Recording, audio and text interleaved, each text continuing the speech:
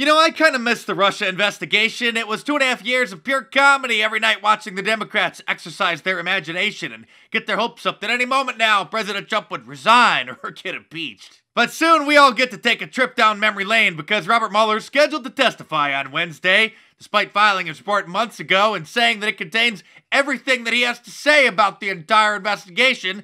He even gave a press conference saying that he didn't even want to testify because he has nothing more to say. So let's just cut right to the chase. If this is a distraction, what are we being distracted from? Let's get right to it. What's really going on? Well, I always think the answer to that is Russia, Don. That's the overarching thing. That's what the Mueller investigation is focused on. That's the thing that we know Donald Trump fixates on. You told the Washington Post last week that, quote, there's a smell of treason in the air when it comes to this investigation. We are looking at the possibility that the President of the United States and those around him during an election campaign colluded with a hostile foreign power to undermine the basis of our democracy. Donald Trump now sits at the threshold of impeachment. Well, we all know how those hopes and dreams worked out, don't we? He was originally scheduled to testify July 17th, but they decided to delay it for 1 week, which is strange. I wonder why they would do that. Well, a potential hurricane could hit Louisiana in the coming days. A state of emergency is underway, and thousands of people are being told to evacuate. Parts of New Orleans are already dealing with severe flash flooding.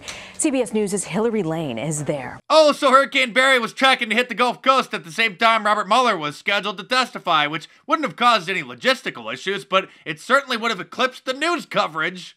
Everything the Democrats have done over the last several years has only ended up backfiring on them, and I'm sure the Mueller testimony is going to be the icing on the cake because I don't think they realize that there are Republicans that are going to be in attendance who are going to be questioning him as well. Their only hope for impeachment now hinges upon those payments that candidate Trump made to Sloppy Daniels and that other floozy, which the Democrats say were a violation of campaign finance laws, which are going to ultimately bring down the Trump administration. Oh wait, what's this? The feds have just ended the investigation into the Trump organization and those payments. The New York Times is reporting that nobody in the Trump organization, or anywhere on planet Earth for that matter, are likely to be charged, and the outcome appears to be another legal victory for President Trump. And let's not forget the House actually voted on impeachment last week, overwhelmingly against it, of course, but somebody should tell that to Congressman Al Green, who proposed the articles, because he's asking his Twitter followers what he should name the heroic members of Congress, the measly 95 of them who voted for it. Hello, friends. I need your help selecting a word to describe the 95 members of Congress who voted for my impeachment resolution. Please vote. Should they be called the Noble 95, the Notable 95, the Bold 95, or the Bold and the Notable 95? Excuse me, Congressman, I think that morons probably fits best. In other news, Saturday was the 50th anniversary of the moon landing, which could have only been accomplished by the greatest country on the face of the earth.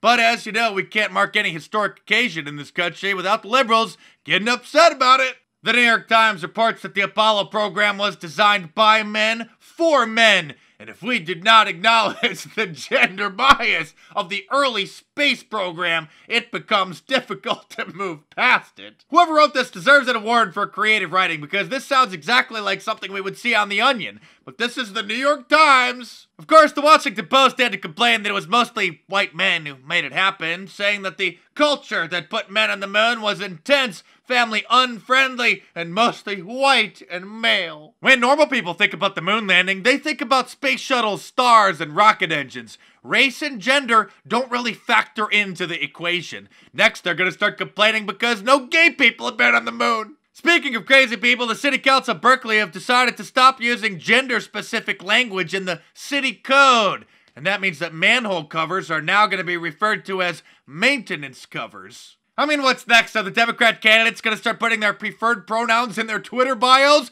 Oh wait, what's this? I'm not kidding, Elizabeth Warren did just that. She added she and hers. If you're not familiar with this madness, people on Twitter who want to identify as one of the 58 different gender identities, they include their preferred pronouns in their Twitter bio so that you can know how to properly address them. That's where we're at now. A Democrat candidate for president is putting her preferred pronouns in her Twitter bio because we're in the twilight zone. And it's still only 2019, and I don't think any of us can possibly imagine how crazy things are going to get. So you better buckle up. By the way, this Sunday is the last day to order my new Trump Silver Silhouette shirt. It is a limited special edition printed with a special silver foil reflective paint. So get your orders in now at markdice.com or click the link in the description below. Like all of my designs, it is available in a t-shirt, long sleeve, and a hoodie, and a whole bunch of different colors as well. But this one's a special edition to commemorate the White House Social Media Summit, so I have to wait until I get all the orders in to print them so I know how many and what sizes and what colors. So get your orders in now at markdice.com or click the link in the description below and check it out.